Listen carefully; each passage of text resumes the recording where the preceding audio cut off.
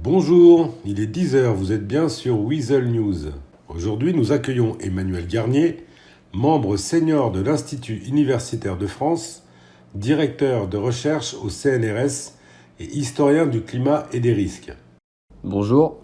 Vous écrivez cet article sur les fluctuations climatiques extrêmes et les sociétés au cours du dernier millénaire. Vous dites que chaque génération, chaque période a connu, ou en tout cas eu le sentiment de vivre un changement climatique. Quelques mots-clés sont généralement cités, dont les plus classiques sont les notions de dérangement du temps, d'inversion des saisons ou encore des monstruosités du temps. Mais d'abord, vous vous interrogez sur la légitimité des historiens dans le débat sur le changement climatique et les fluctuations climatiques.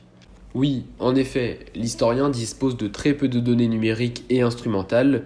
Il prospère sur un tas de documents, des dizaines, des centaines de mètres linéaires d'archives s'offrent à eux à peu près partout dans le monde. Et cette abondance de documentation, elle traduit l'extrême sensibilité des sociétés anciennes à la cause climatique. Le travail de l'historien consiste alors à relever des données et des dates pour accompagner les climatologues en repérant par exemple dans les archives les dates de récolte. C'est aussi simple ? En réalité, l'analyse est beaucoup plus compliquée. Et c'est à ce niveau qu'intervient l'historien en tant qu'acteur légitime dans cette reconstruction des climats, car il y a souvent une surévaluation des facteurs météorologiques. C'est le cas des vendanges par exemple. On considère que la vigne ne connaît plus d'évolution à compter de la fin juin début juillet. Or, on constate qu'une partie de ces dates était en fait déterminée seulement par des faits météorologiques et mettait alors de côté les facteurs anthropiques, c'est-à-dire provoqués par l'action de l'homme. Parmi ces facteurs qui pouvaient influer sur la prise de décision d'une date, il y avait les guerres, les épidémies ou encore les changements de goût et les évolutions culturelles. Pareillement, les peintres offraient une approche visuelle du climat de l'époque. Considérant qu'il était impératif d'en conserver la mémoire, ils peignaient l'événement qu'ils étaient parvenus à surmonter. Passons maintenant de l'autre côté. Dans une deuxième partie, vous vous intéressez à la progression de la science à compter de la seconde moitié du XVIIe siècle avec l'arrivée d'une nouvelle génération de scientifiques. En effet, il était d'abord question de nouveaux instruments utilisés par les scientifiques, comme le thermomètre ou encore le baromètre. La royauté a aussi joué un rôle dans cette progression. Par exemple, Louis XIV crée l'Observatoire de Paris et fonde l'Académie royale des sciences afin d'attirer les scientifiques européens les plus prestigieux, comme la famille Cassini. À cela s'ajoute également la création dans les années 1780 d'une société européenne de météorologie. Par la suite, un autre acteur entre en jeu, la presse. Elle se fait une spécialité de rapporter des informations climatiques dans ses journaux. On parle alors des premières rubriques météo.